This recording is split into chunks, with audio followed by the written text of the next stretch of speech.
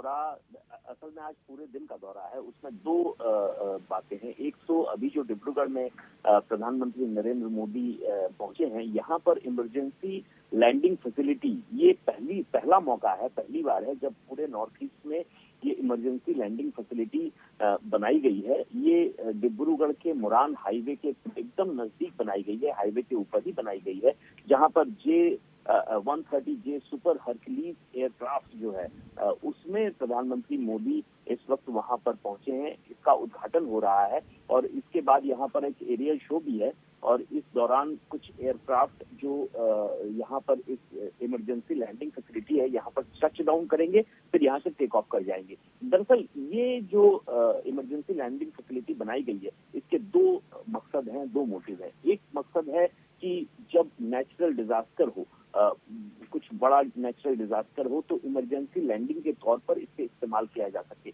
और दूसरा है स्ट्रैटेजिक तौर पर ये काफी महत्वपूर्ण है पूरे नॉर्थ ईस्ट के लिए। और आपको पता है चिकन स्नैक यहाँ से ज्यादा दूर नहीं है, सिलीगुड़ी कॉरिडोर जिसको कहा जाता है।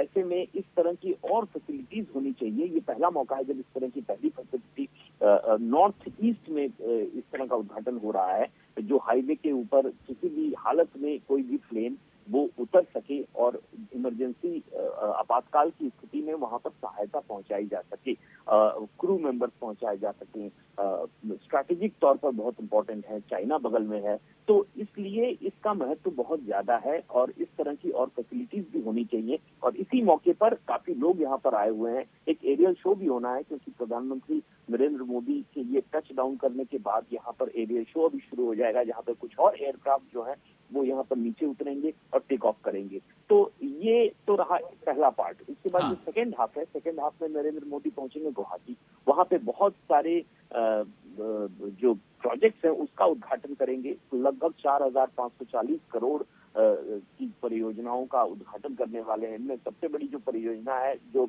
कुमार भास्कर सेतु ब्रिज है, लगभग 3,000 करोड़ रुपए की लागत से बना है। ये गुवाहाटी को नॉर्थ गुवाहाटी से जोड़ने वाला है। ये इंफ्रास्ट्रक्चरल बूस्ट कहा जा रहा है सब में।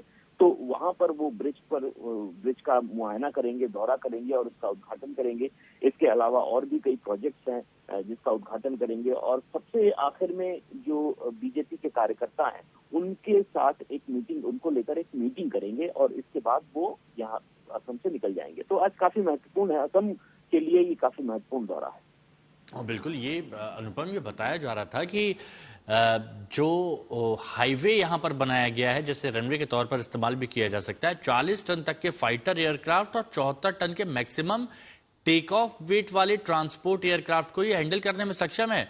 और सबसे बड़ी बात ये भी है कि इस डिब्रूगढ़ में, असम के डिब्रूगढ़ में जो ये बनाया गया है उसको छोड़कर देश के 5 जगहों पर अलग ये सुविधा है। तो ये 6वां हो गया और मुझे लगता है कि शायद आने वाले वक्त में और भी कई जगहों पर इस तरह की तैयारियां की जाएंगी ताकि जैसा आपने बताया कभी भी जैसे प्राकृतिक आपदा आती है या फिर किसी भी तरह की सिचुएशन आती है तो हम सक्षम हो तुरंत उसको टैकल करने में। जी बिल्कुल, यहाँ पर कमर्शियल एयरक्राफ्ट और स्ट्रैटेजिक जो फाइटर जेट्स हैं वो तक उतर सकते हैं। तो ये दोनों ही मकसद को पूरा करने वाला जो इमरजेंसी लैंडिंग फैसिलिटी है उस लिहाज से ही इसको बनाया गया है। अगर प्राकृतिक आपदा है तो उस वक्त में जो कैरियर एयरक्राफ्ट होते हैं वो यहाँ उतर सकें, काफी वजन लेकर यहाँ उतर सकें, सामान लेकर यहाँ उतर सकें। और आपको पता है जैसे असम में कई दफा बहुत बाढ़ का भी प्रकोप होता है, खासतौर पर जब बरसात का सीजन शुरू होता है और कुछ ही महीनों में शुरू होने वाला है। लगभग 2 से 3 चरणों में वहां पर बाढ़ आती है। डिब्रूगढ़ एक ऐसी जगह है जहां पर बाढ़ प्रभावित होता है वो, और मुझे तो याद है कई बार मैं कवर करने गया हुआ हूं तो पूरा डिब्रूगढ़ शहर डूब जाता था। एक समय तो ऐसी स्थिति हो जाती थी, कई बार ऐसी स्थिति हुई है। तो ऐसे में ये जो प्राकृतिक आपदाएं हैं उनमें इस तरह की जो लैंडिंग फैसिलिटी है, इमरजेंसी लैंडिंग फैसिलिटी, वो बहुत कारगर साबित होती है और होना बहुत जरूरी है। आजकल की जो जिस तरह से हम लोग टेक्निकली आगे जा रहे हैं और इंफ्रास्ट्रक्चरली आगे बढ़ रहे हैं, तो ऐसे में इस तरह की फैसिलिटी बहुत जरूरी है। प्राकृतिक आपदा हो। अच्छा अनुपम, आप हमारे साथ बने रहिए। ये जरा थोड़ा तस्वीरें भी हम बता देते हैं कि देखिए कितने सारे लोग हैं जो इस पल के गवाह बनने के लिए यहाँ पर मौजूद हैं। और देखिए मैं आपको बता दूं, ये आप समझिए कि सुखोई, राफेल जैसे लड़ाकू विमान, फाइटर जेट्स यहाँ पर टच डाउन करेंगे। ट्रांसपोर्ट एयरक्राफ्ट, हेलीकॉप्टर का एरियल डिस्प्ले यहां पर होगा और इस एएलएफ का उद्घाटन किया जाएगा। ये देखिए, यहां पर आप देख सकते हैं, यहां पर आपको रफाल। और अभी सबसे बड़ी बात तो ये है कि प्रधानमंत्री नरेंद्र मोदी, जिस आप इंडियन एयरफोर्स के विमान को देख रहे हैं, ये इंडियन एयरफोर्स का C-130J सुपर हरक्यूलिस विमान है, जो कि एक ट्रांसपोर्ट एयरक्राफ्ट है। और ये ऐतिहासिक मौका इसलिए भी है क्योंकि कोई प्रधानमंत्री पहली बार नेशनल हाईवे पर सीधे विमान से लैंड करते हुए दिखे हैं। तो प्रधानमंत्री नरेंद्र मोदी सीधे विमान से इस हाईवे पर लैंड करते हैं, सुपर हरक्यूलिस विमान C-130J में। और अभी जो तस्वीरें आप देख रहे हैं, देखिए प्रधानमंत्री नरेंद्र मोदी वहां पर मौजूद हैं, इंडियन एयरफोर्स के जो अधिकारी हैं, जवान हैं, वो भी यहां पर मौजूद हैं। और सबसे पहले आप ये देखिए, लड़ाकू विमान यहां पर आप देख सकते हैं, और ये लड़ाकू विमान यहां से उड़ान भरने वाला है। और इंडियन एयरफोर्स के कमिटमेंट को भी यह बताता है, और साथ ही आप समझिए कि किसी भी विषम परिस्थितियों से निपटने के लिए हम सदैव तत्पर हैं। इंडियन एयरफोर्स हमेशा किसी भी विषम परिस्थिति हो, चाहे वो लोगों की मदद करना हो या फिर दुश्मन के दांत खट्टे करना हो, हर वक्त हर मौके पर सदैव तत्पर रहते हैं। और आज वो पूरा देश देखेगा भी और पूरी दुनिया देखेगी भी कि किस तरह से यहां पर लैंडिंग होगी और टेक ऑफ भी किया जाएगा। आज हम एक ऐसे महत्वपूर्ण अवसर पर इकट्ठे हुए हैं जहां हम आपातकालीन लैंडिंग सुविधा के उपयोग को प्रस्तुत कर रहे हैं, जो भारतीय वायुसेना के अदम्य साहस और अभिनव विचारों को दर्शाता है। वर्ष 2018 में भारतीय वायुसेना ने एक नया कदम उठाया था, एक ऐसी कल्पना को विकसित करते हुए जो भारत के राजमार्गों को सामरिक क्षमता के रूप में बदल दे। एक ऐसी दृष्टि जिसमें जो राजमार्ग पहले लोगों और सामान के यातायात के लिए थे। अनुपम हमारे सहयोगी हमारे साथ में जुड़े हुए हैं। अनुपम, ये तो हमने देखा कि सुपर हरक्यूलिस विमान से प्रधानमंत्री नरेंद्र मोदी पहली बार नेशनल हाईवे पर उतरा, कोई भी प्रधानमंत्री पहली बार नेशनल हाईवे पर उतरा है। और अब हम ये देख रहे हैं कि फाइटर जेट्स पूरी तरह से तैयार हैं एयर शो के लिए। बिल्कुल, और आपको बता दूं हिमांशु कि ये जो जगह है, यहाँ से जो चाइना बॉर्डर है, महज 200 या 300 किलोमीटर ही है।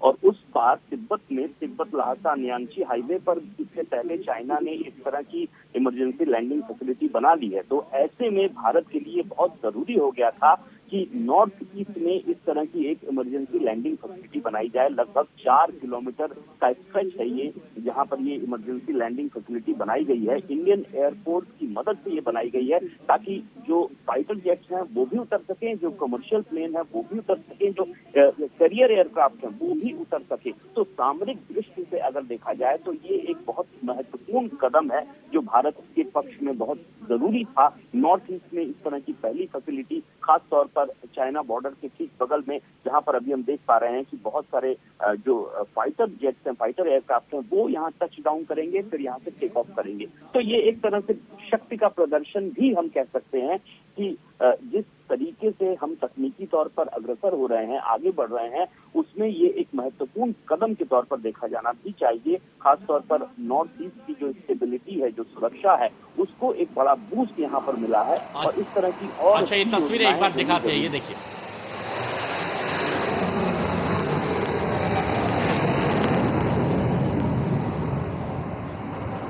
And now call sign Eklavya, piloted by Squadron Leader Masan.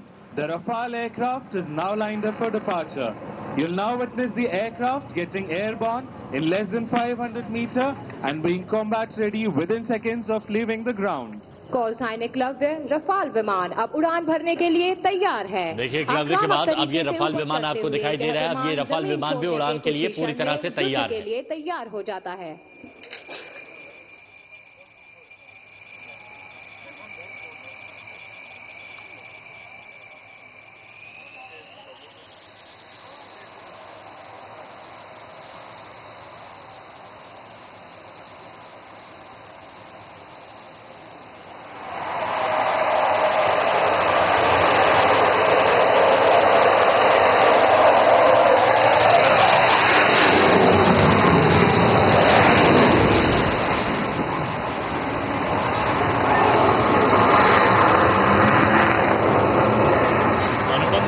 विमान ने भी उड़ान भर ली है यहाँ से। And what you just heard was the sound of air dominance.